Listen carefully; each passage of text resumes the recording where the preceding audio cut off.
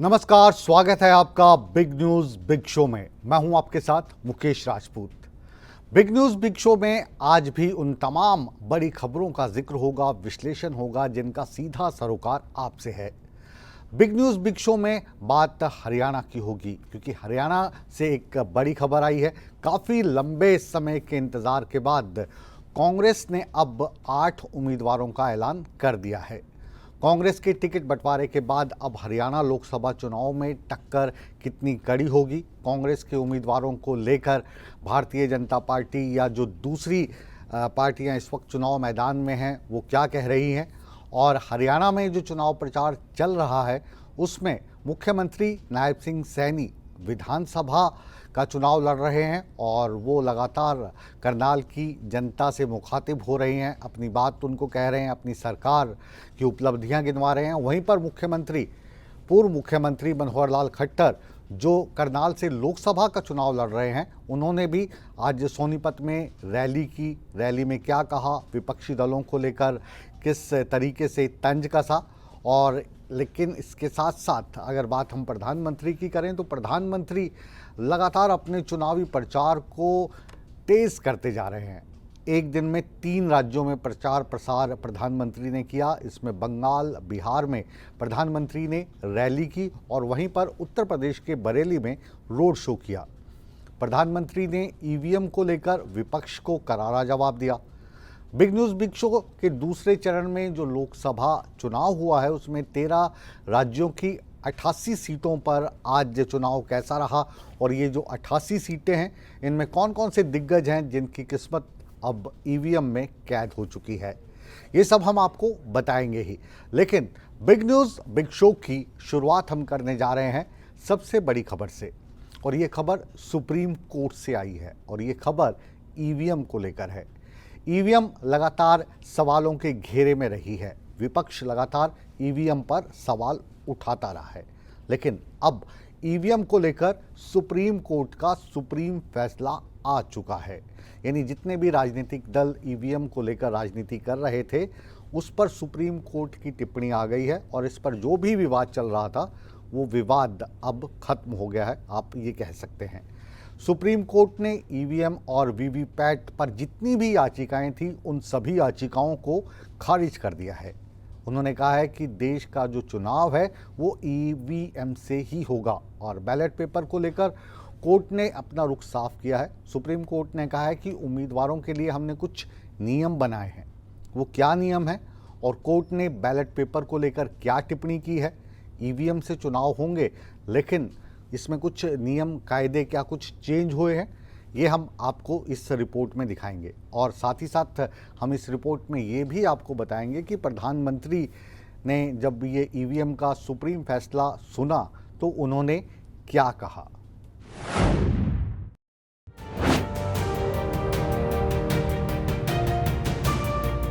लोकसभा चुनाव का रण हो और ईवीएम को लेकर विपक्ष सवाल खड़े न करे, ऐसा तो हो नहीं सकता। एक बार फिर ईवीएम को लेकर कई आपत्तियां जताई गईं, जिसे सुप्रीम कोर्ट ने सुनवाई के दौरान खारिज कर दिया है, और विपक्षी पार्टियों को बड़ा झटका लगा है, क्योंकि उनकी मांग थी ईवीएम की जगह बैलेट पेपर से वोट कराने की। उन्होंने ईवीएम की विश्वसनीयता पर कई सवाल भी खड़े किए थे। सुप्रीम कोर्ट ने साफ कर दिया है कि मतदान ईवीएम मशीन से ही होगा, ईवीएम वीवीपैट का 100% मिलान नहीं किया जाएगा। सिंबल लोडिंग प्रक्रिया के पूरा होने के बाद सिंबल लोडिंग यूनिट होगा सील की गई सिंबल लोडिंग यूनिट को 45 दिन के लिए स्टोर किया जाए। रिजल्ट पर आपत्ति होने पर 7 दिन के अंदर कैंडिडेट शिकायत करें। शिकायत के बाद वेरिफिकेशन की प्रोसेस का खर्च कैंडिडेट उठाएगा। जांच में शिकायत सही पाए जाने पर कैंडिडेट का पैसा वापस होगा। सुप्रीम कोर्ट ने ये सारी हमारी मांगें को ठुकरा दिया है और ये बोला है कि अच्छा इलेक्शन कमीशन इसको एग्जामिन करे कि सारे बैलेट पेपर्स पर अगर हम वो डाल दें मार्क, उस पर मार्क डाल दें, जिसको बार कोड जिसको कहते हैं, बार कोड डाल दें तो उसकी फिर मैकेनिकली मशीन से काउंटिंग हो सकती है कि नहीं, इसको एग्जामिन करें। और दूसरा उन्होंने ये बोला है कि सिंबल लोडिंग यूनिट जो होती है, जिससे symbol loading constituency by constituency करी जाती है, उसको कम से कम 45 दिन तक चुनाव सील करके रखा जाए और चुनाव के बाद कम से कम 45 दिन तक रखा जाए, जिससे कि अगर कोई इलेक्शन पिटिशन फाइल होती है, कोई उसकी कोर्ट मांग करता है, तो उसको देखा जा सके। पश्चिम बंगाल के मालदा में प्रधानमंत्री मोदी ने एक जनसभा की, जहां उन्होंने सुप्रीम कोर्ट से वीवीपैट पर आए फैसले का स्वागत किया है। वहीं विपक्ष पर जमकर हमला बोला और कहा कि सुप्रीम कोर्ट से आए फैसले से विपक्ष का सपना चकनाचूर हो गया है। आज उच्च न्यायालय ने, सुप्रीम कोर्ट ने साफ साफ कह दिया है कि बैलेट पेपर वाला पुराना दौर वापस लौट करके नहीं आएगा। इन्होंने लोकतंत्र के साथ लगातार विश्वासघात करने की कोशिश की है, लेकिन आज इन्हीं लोगों को देश की सर्वोच्च अदालत ने, सुप्रीम कोर्ट ने ऐसा करारा तमाचा मारा है, ऐसा करारा तमाचा मारा है, ये अब मुंह ऊंची करके देख नहीं पाएंगे। वहीं छत्तीसगढ़ के पूर्व मुख्यमंत्री और कांग्रेस नेता भूपेश बघेल ने सुप्रीम कोर्ट के आदेश का पालन करने की बात कही, लेकिन कहा कि वीवीपैट की गिनती होनी चाहिए। अब सुप्रीम कोर्ट के आदेश का हम लोग सब पालन करेंगे, लेकिन होना चाहिए 100% वीवीपैट की गिनती होनी चाहिए। चलिए आपको ये भी समझाते हैं कि वीवीपैट क्या है। ये एक वोट वेरिफिकेशन सिस्टम है। इसमें दो हिस्से होते हैं, प्रिंटर और डिस्प्ले यूनिट। प्रिंटर वोटर्स के सिलेक्शन का रिकॉर्ड देता है, डिस्प्ले यूनिट किसी भी गलती को दिखाती है। ईवीएम में वोट डालने के बाद वीवीपैट एक स्लिप प्रिंट करती है जो 7 सेकंड दिखती है। इसके बाद वीवीपैट मशीन के अंदर चली जाती है। बता दें कि मार्च 2023 में एसोसिएशन फॉर डेमोक्रेटिक रिफॉर्म्स ने 100% ईवीएम वोटों और वीवीपैट की पर्चियों का मिलान करने की मांग को लेकर याचिका दायर की थी। इसी पर सुप्रीम कोर्ट के जस्टिस संजीव खन्ना और जस्टिस दीपांकर दत्ता की बेंच ने फैसला दिया है। सूर्य समाचार के लिए दिल्ली से विनय सिंह की रिपोर्ट।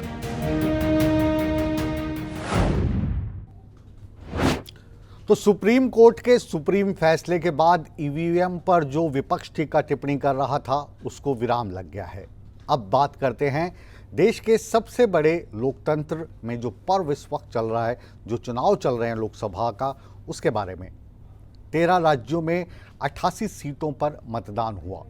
इस मतदान में कौन कौन से ऐसे बड़े नेता थे जिनकी किस्मत ईवीएम में कैद हो गई, और ये जो मतदान है इसका प्रतिशत क्या रहा, और चुनावी मैदान में इस में जो नेता जुड़े थे, अभिनेता जुड़े थे, उनमें कौन कौन से खास हैं जिनको आप भी पहचानते हैं और जिन्होंने अपनी एक अलग पहचान बनाई है, वो हम आपको इस रिपोर्ट के ज़रिए दिखाएंगे और आपको बताएंगे कि ये नेता और अभिनेता से नेता बने लोग अब आज चैन की सांस ले रहे होंगे, क्योंकि उनकी किस्मत का ताला अब ईवीएम पे लग चुका है।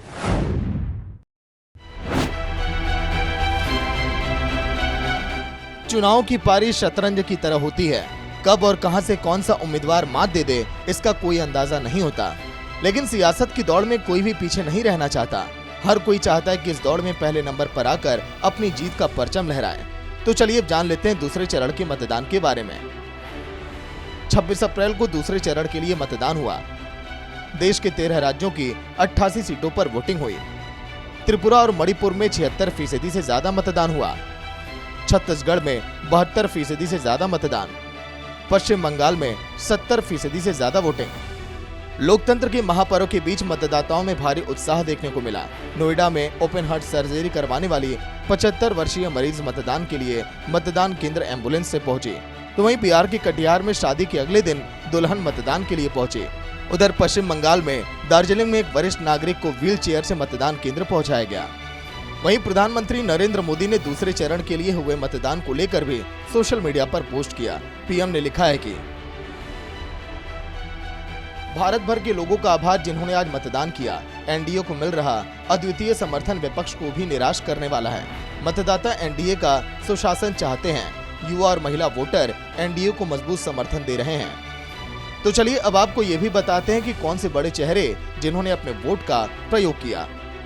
P Vijayan, Nirmala Sitharaman, Kailash Choudhary, Gajendra Singh Shekhawat, K C Venugopal, Anil K Antony, Prakash Raj, C P Joshi, V Muraleedharan, Vasundhara Raje. अब हम आपको ये भी बता देते हैं कि किन किन बड़े दिग्गजों की किस्मत दांव पर लगी है।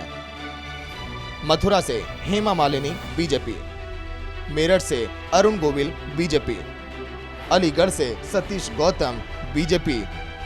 कोटा से ओम बिरला, बीजेपी। जोधपुर से गजेंद्र सिंह शेखावत, बीजेपी। बाड़मेर से कैलाश चौधरी, बीजेपी। गौतम बुद्ध नगर से डॉक्टर महेश शर्मा, बीजेपी। अलीगढ़ से सतीश गौतम, बीजेपी। अलीगढ़ से चौधरी भजन सिंह, सपा। पूर्णिया से संतोष कुशवाहा, जेडीयू। पूर्णिया से पप्पू यादव, अदर। वायनाड से राहुल गांधी, कांग्रेस। तिरुवनंतपुरम से शशि थरूर, कांग्रेस। लोकसभा चुनाव की रणभेरी के बीच दिग्गजों का चुनाव प्रचार जारी है।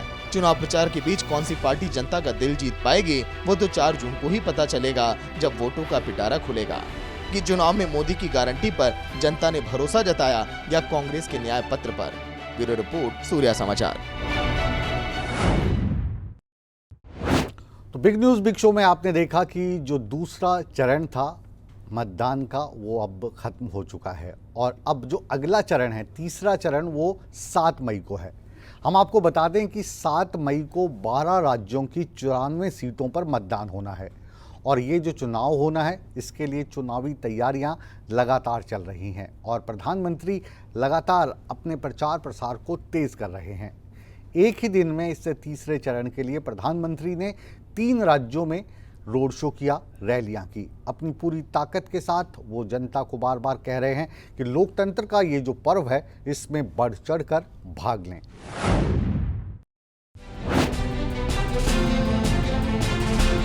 लोकसभा का रण फतेह करने के लिए सियासी दलों ने ताकत झोंक दी है।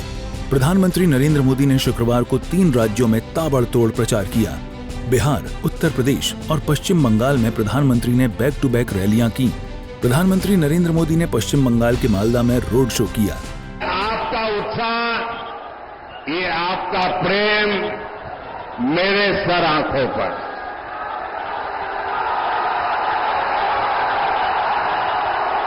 आप इतना प्यार दे रहे हैं, इतना प्यार दे रहे हैं, ऐसा लगता है या तो पिछले जन्म में मैं बंगाल में पैदा हुआ था या तो अगले जन्म में बंगाल की किसी मां के गोद से पैदा होने वाला हूं। बिहार के मुंगेर में विशाल जनसभा को संबोधित करते हुए प्रधानमंत्री ने इंडी गठबंधन पर करारा प्रहार किया।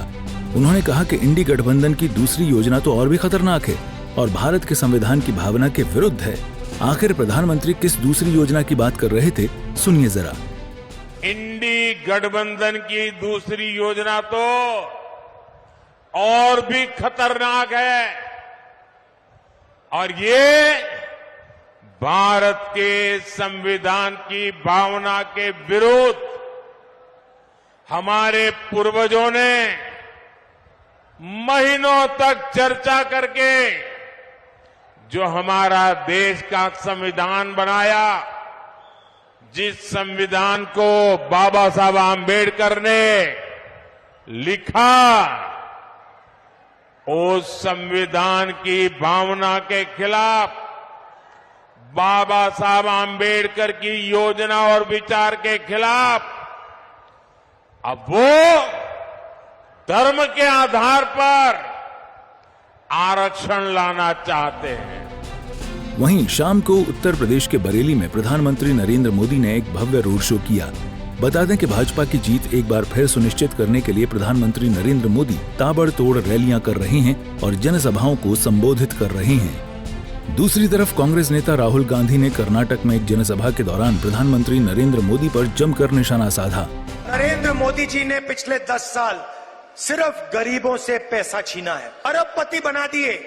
22 लोग हैं जिनके पास उतना ही धन है जितना 70 करोड़ हिंदुस्तानियों के पास है। हिंदुस्तान के 1% लोग 40% धन को कंट्रोल करे बैठे हुए हैं और पिछड़ों, दलितों, आदिवासियों, गरीब, जनरल कास्ट, माइनॉरिटी के लिए कहीं जगह नहीं है। कुल मिलाकर बीजेपी की तरफ से प्रधानमंत्री नरेंद्र मोदी और कांग्रेस की तरफ से राहुल गांधी ने चुनाव प्रचार का जिम्मा संभाला हुआ है। सियासी माहौल काफी गर्म है। देखने वाली बात होगी कि जनता किसके वादों पर एतबार करती है। सूर्य समाचार के लिए ब्यूरो रिपोर्ट।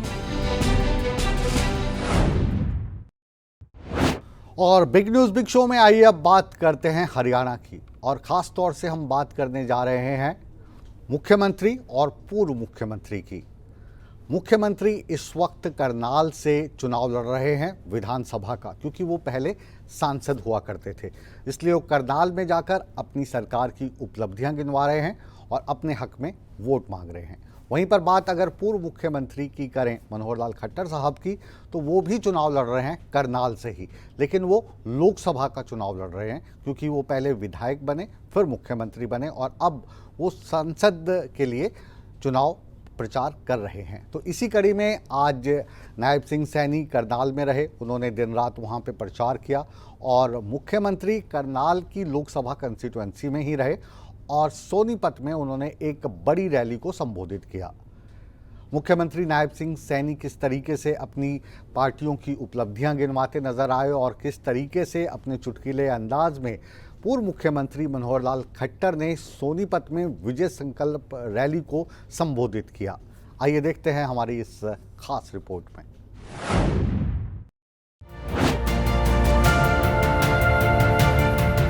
एक तरफ लोकसभा चुनाव की तैयारियां जोरों पर हैं, तो वहीं हरियाणा के मुख्यमंत्री नायब सिंह प्रचार प्रसार में एड़ी चोटी का जोर लगा रहे हैं और जनसंपर्क का कोई भी अवसर नहीं छोड़ रहे हैं। करनाल के श्रमिक कार्यकर्ता सम्मेलन में बतौर मुख्य अतिथि मुख्यमंत्री नायब सिंह शिरकत करने पहुंचे थे, जहां हजारों की संख्या में श्रमिक मौजूद थे।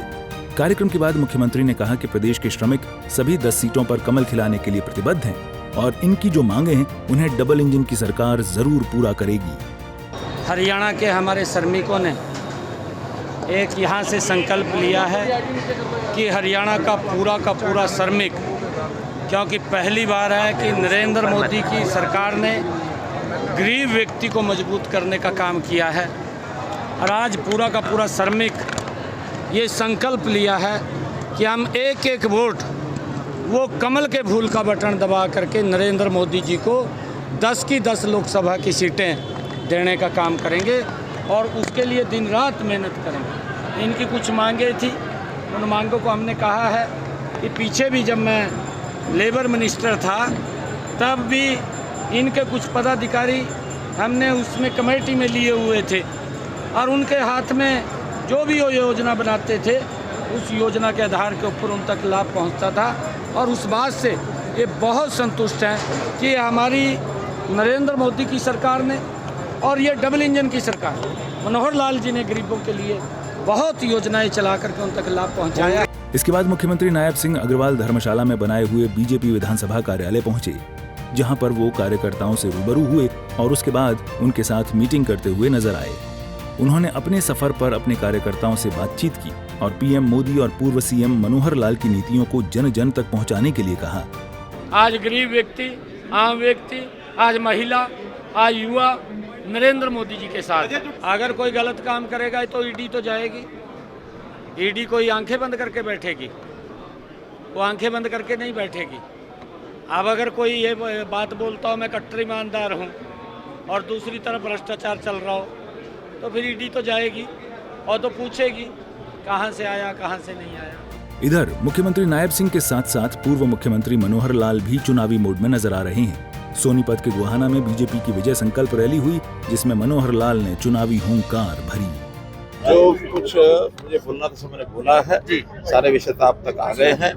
इस क्षेत्र का विकास भरपूर हुआ है और इसको तेज गति ला करके हमने कहा है कि गोहाना एक दिन गुड़गांव के बराबर बने और इसमें विकास की कोई कमी नहीं है। पहले भी 4 नेशनल हाईवे यहाँ बने हैं, नए नेशनल हाईवे भी क्लोज हो गए हैं।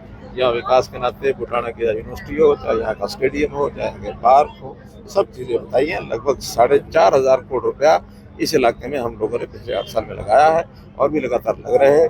हाँ, जहाँ तक हमारी जीत का विषय है, कल तक तो प्रत्याशी भी नहीं थे मैदान में। आज क्योंकि कांग्रेस के प्रत्याशी आए हैं, लेकिन मुझे नहीं लगता कि वो कोई स्टैंड कर पाएंगे, क्योंकि जनता ने संबंध बना लिया है कि इस बार की जीत नरेंद्र मोदी जी की जीत के लिए 400 पार करने के लिए भारतीय जनता पार्टी मोदी। वहीं गुरुग्राम में भी विजय संकल्प रैली में पूर्व मुख्यमंत्री मनोहर लाल बतौर मुख्य अतिथि पहुंचे और विपक्ष को आड़े हाथों लिया। कुल मिलाकर हरियाणा में प्रचार प्रसार की कमान मुख्यमंत्री नायब सिंह और पूर्व मुख्यमंत्री मनोहर लाल दोनों ने संभाल रखी है। 25 मई को छठे चरण में हरियाणा की 10 लोकसभा सीटों के लिए मतदान होगा और 4 जून को ये साफ हो पाएगा कि जनता ने किसका राज तिलक किया है। सूर्या समाचार के लिए करनाल से हिमांशु, सोनीपत से सन्नी और गुरुग्राम से नीरज की रिपोर्ट। मुख्यमंत्री और पूर्व मुख्यमंत्री के चुनाव प्रचार प्रसार के बाद आइए अब बात करते हैं कांग्रेस की लोकसभा चुनाव में एंट्री की। लगातार कांग्रेस पर आरोप लग रहे थे कि वो अपने उम्मीदवारों को ही डिसाइड नहीं कर पा रही है, लेकिन कांग्रेस ने अब 8 सीटों पर अपने उम्मीदवार उतार दिए हैं। कुल 10 सीटें हैं, आप जानते हैं। इनमें से 1 सीट आम आदमी पार्टी को दी गई है और 1 सीट अभी भी उम्मीदवार का इंतज़ार कर रही है।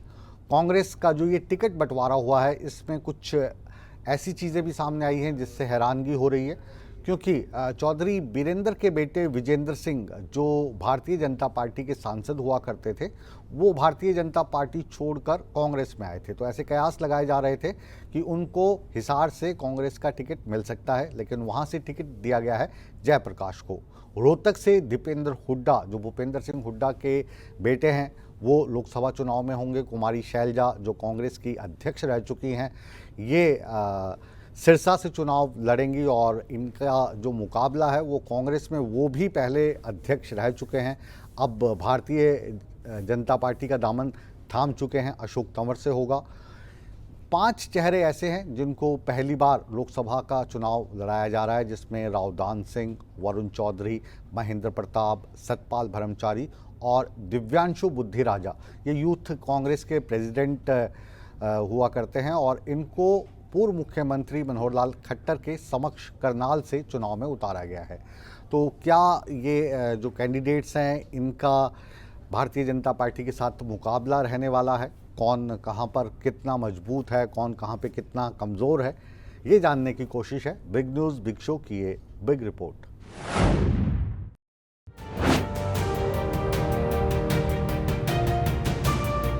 लोकसभा चुनाव को लेकर हरियाणा में भी सियासी पारा हाई है। लंबे इंतजार के बाद आखिरकार हरियाणा कांग्रेस ने भी अपने पत्ते खोल ही दिए। 8 सीटों पर उम्मीदवारों का ऐलान कर दिया गया है। कांग्रेस की इस लिस्ट में कई चौंकाने वाले नाम भी सामने आए हैं। रोहतक से दीपेंद्र हुड्डा को टिकट दी गई है। सिरसा से कुमारी शैलजा को चुनावी मैदान में उतारा गया है। करनाल से दिव्यांशु बुद्धिराजा, अंबाला से वरुण चौधरी, महेंद्रगढ़ से रावदान सिंह, फरीदाबाद से महेंद्र प्रताप, हिसार से जयप्रकाश और सोनीपत से सतपाल ब्रह्मचारी को कांग्रेस ने टिकट दिया है। वहीं गुरुग्राम लोकसभा सीट पर अभी कांग्रेस की ओर से उम्मीदवार घोषित नहीं किया गया है। चलिए अब आपको एक एक कैंडिडेट के बारे में विस्तार से भी बताते हैं। दीपेंद्र हुड्डा रोहतक से लोकसभा सांसद रह चुके हैं। फिलहाल हरियाणा से राज्यसभा सांसद हैं। पूर्व मुख्यमंत्री भूपेंद्र सिंह हुड्डा के बेटे हैं। कुमारी शैलजा सिरसा से सांसद रह चुकी हैं। कांग्रेस सरकार में केंद्र मंत्री रह चुकी हैं। हरियाणा कांग्रेस की पूर्व अध्यक्ष रह चुकी हैं। दिव्यांशु बुद्धिराजा हरियाणा यूथ कांग्रेस के अध्यक्ष हैं। वरुण चौधरी मुलाना विधानसभा से कांग्रेस के मौजूदा विधायक हैं और हरियाणा कांग्रेस के पूर्व अध्यक्ष फूलचंद मौलाना के बेटे हैं। रावदान सिंह महेंद्रगढ़ से कांग्रेस के विधायक हैं। महेंद्र प्रताप हुड्डा सरकार में हरियाणा कैबिनेट मंत्री रह चुके हैं। गुर्जर समाज का एक बड़ा चेहरा माने जाते हैं। जयप्रकाश हिसार से लोकसभा सांसद रह चुके हैं। हाल ही में आदमपुर उपचुनाव में कांग्रेस के उम्मीदवार थे। सतपाल ब्रह्मचारी ब्राह्मण चेहरा हैं। हरिद्वार में 2 और हरियाणा में 3 आश्रम के महंत हैं। जींद इलाके में सतपाल ब्रह्मचारी की अच्छी पकड़ बताई जाती है। कांग्रेस की लिस्ट जारी होने के बाद नेता प्रतिपक्ष भूपेंद्र हुड्डा ने कहा कि बहुत सोच समझकर लिस्ट जारी की है। वहीं उदय भान ने श्रुति चौधरी बृजेंद्र सिंह का टिकट काटने पर कहा कि जिन लोगों को टिकट नहीं मिला है, आने वाले दिनों में विधानसभा चुनाव और राज्यसभा चुनाव में कहीं न कहीं एडजस्ट किया जाएगा। हरियाणा में छत्तीस बराजी बना चुके हैं कि आने वाली सरकार कांग्रेस की बनानी है हरियाणा में, और लोकसभा में सारी सीटें कांग्रेस को जिताएंगे। एक सीट अभी बाकी है अभी। हाँ, करेंगे, पार्टी ने फैसला करना करेंगे कि हम सभी की सभी सीटों पर कांग्रेस पार्टी जीत का परचम लहराएगी। नहीं, कोई खास वजह नहीं है, उसके बारे में थोड़ा सा और विचार करने की आवश्यकता समझी। नहीं, वजह नहीं, हर चीज में मंथन किया जाता है, विचार किया जाता है। जो बेहतर कांग्रेस नेतृत्व को लगा उन कैंडिडेट का चयन हुआ है। जिनको नहीं मिल पाया टिकट, वो कांग्रेस के वरिष्ठ नेता हैं, वो मिलकर के काम करेंगे, उनको आगे जिम्मेदारी दी जाएगी। अगर कोई नाराजगी उनमें, अभी 4 महीने पीछे विधानसभा का चुनाव आ रहा है, फिर राज्यसभा के चुनाव भी हैं, और कहीं भी एडजस्ट किया जा सकता है किसी को भी। वहीं टिकट मिलने के बाद कांग्रेस उम्मीदवारों की भी प्रतिक्रियाएं सामने आ रही हैं। कांग्रेस ने जो काम किए हैं उन कार्यों के आधार पर मैं कह सकता हूं कि निश्चित तौर पे कांग्रेस की विजय होगी, और हम 9 में कांग्रेस और 1 में हमारे अलाई उनकी विजय होने वाली है। नहीं, देखिए, तो बंसीलाल जी का परिवार राजनीतिक परिवार है। वो आज से नहीं, बहुत सालों से, दशकों से राजनीति के अंदर एक तरह वर्चस्व रहा है। पीछे चुनाव लड़े थे, लोगों ने साथ दिया था, पार्टी ने मदद की थी। अब हम चुनाव लड़ रहे हैं तो मुझे पूरा भरोसा है उस परिवार से, उन सबसे पूरी तरह से मेरे को मदद मिलेगी और हम चुनाव जीतेंगे। देखिए, जनता मन बना चुकी है भाजपा को हटाने का, देश को बचाने का, देश के लोकतंत्र को बचाने का, देश के संविधान को बचाने का, और खुद को जुमलेबाजी से बचाने का। ये मन जनता बना चुकी है, मेरे कहने से नहीं है। आप जा सकते हैं, जनता से पूछ सकते हैं। अंबाला लोकसभा क्षेत्र के अंदर मैं देख रहा हूं, पूरा और पूरे हरियाणा के अंदर जनता मन बना चुकी है कि चाहे वो लोकसभा है, चाहे हरियाणा की विधानसभा है, आप देखेंगे कि कांग्रेस पार्टी पूरे बहुमत से आ रही है। 5 विधायक सोनीपत के, और जो हार चुके थोड़े अंतर से, वो सब लोग, और सोनीपत की सभी जनता, हर बिरादरी के लोग, हर समाज के लोगों ने मुझे चाहा और स्वीकार किया।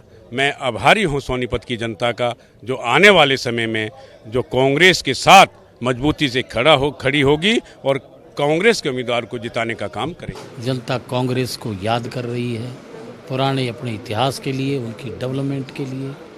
और जनता, एक बात मैंने देखी है कि जो जनता के अंदर यहाँ एक वातावरण पैदा हो रहा है, व्यक्ति विशेष के कारनामों के आधार पर एंटी इनकम्बेंसी हो रही है।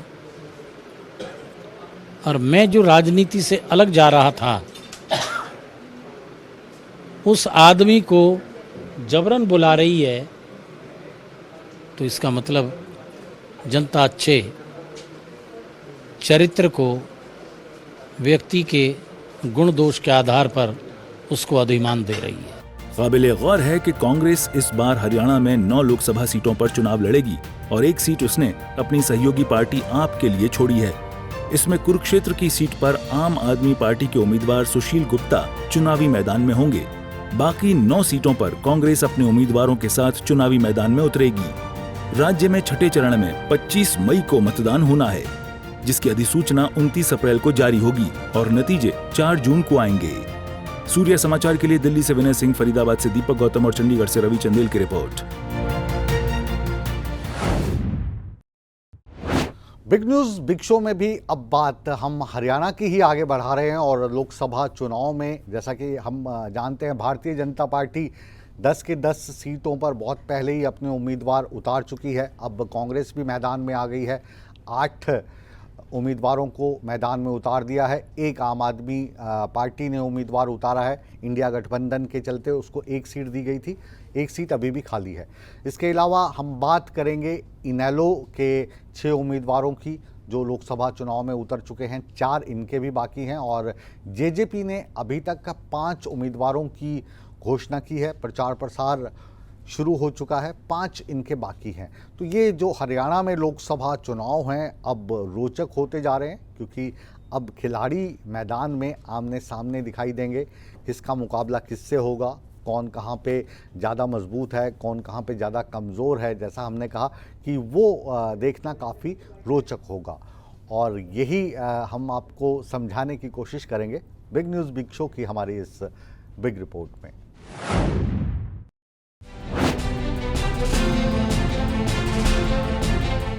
साल 2024 की चुनावी चौसर के बीच हरियाणा में लोकसभा चुनावों की तपिश बढ़ गई है। सूबे में आम आदमी पार्टी के साथ गठबंधन में लोकसभा चुनाव लड़ रही कांग्रेस ने भी आखिर चुनावी मैदान में अपने उम्मीदवार उतार दिए हैं। पार्टी ने सोनीपत लोकसभा सीट से सतपाल ब्रह्मचारी के नाम की घोषणा कर सबको चौंका दिया है। वहीं बीजेपी से कांग्रेस में शामिल हुए हिसार लोकसभा सीट से टिकट की आस लगाए बैठे पूर्व केंद्रीय मंत्री बीरेंद्र सिंह के बेटे बृजेंद्र सिंह को पार्टी ने टिकट न देकर एक बड़ा मैसेज देने का काम किया है। बात करें भिवानी महेंद्रगढ़ लोकसभा सीट की तो कांग्रेस की दिग्गज नेता किरण चौधरी को भी निराशा हाथ लगी है।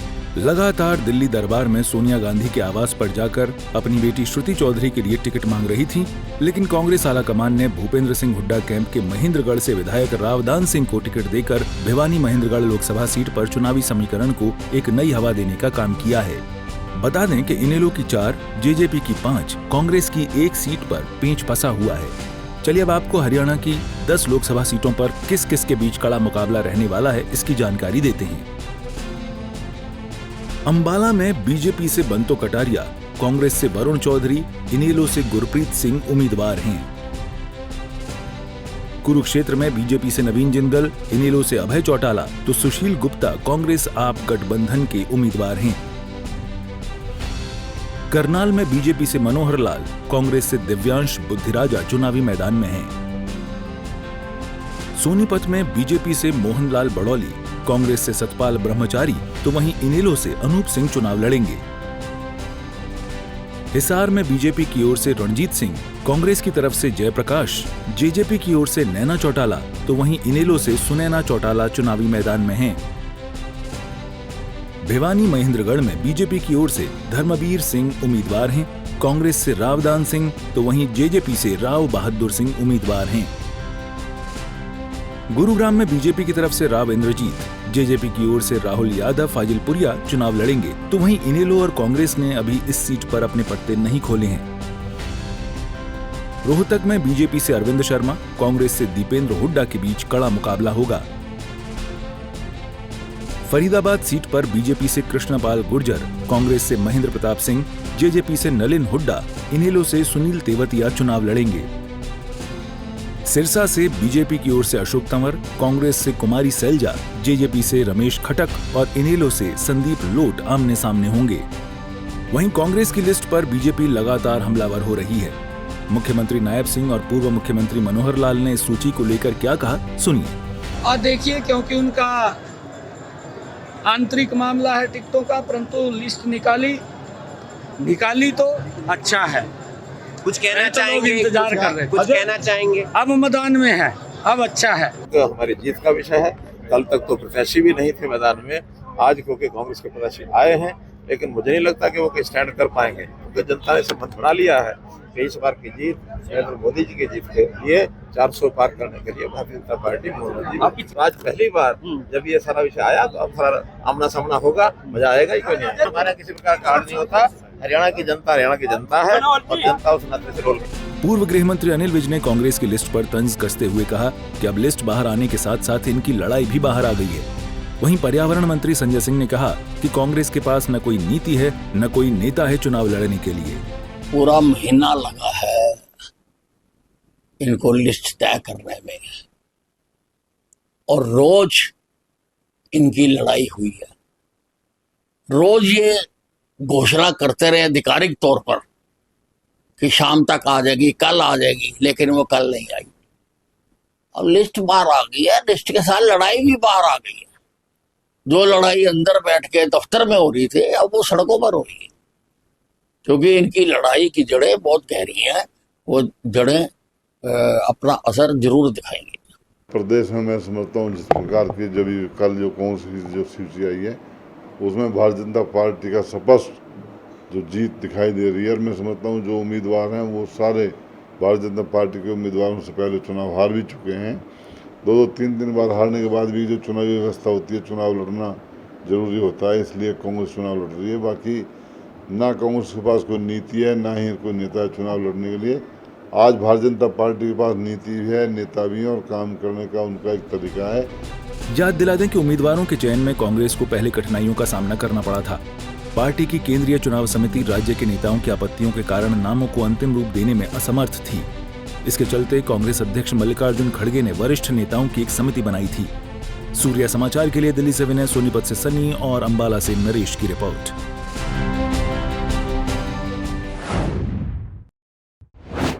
फिलहाल बिग न्यूज बिग शो को अब विराम देने का समय आ गया है और लोकसभा चुनाव की जो सरगर्मियां हैं वो भी लगातार बढ़ती जा रही हैं और गर्मी भी काफ़ी बढ़ती जा रही है। तो गर्मी में आप लू से बचिए, लेकिन लोकसभा का चुनाव का जो ये पर्व है इसमें बढ़ चढ़कर हिस्सा लीजिए, अपने मत का प्रयोग कीजिए और जो आपकी विचारधारा है उसके मुताबिक आप मतदान कीजिए और ये ज़रूर देखिए कि कौन सी पार्टी आप के साथ खड़ी होती है, आप के फ़ायदे की बात करती है, आपके दुख सुख की बात करती है। आप अपने हिसाब से वो निर्णय ले सकते हैं।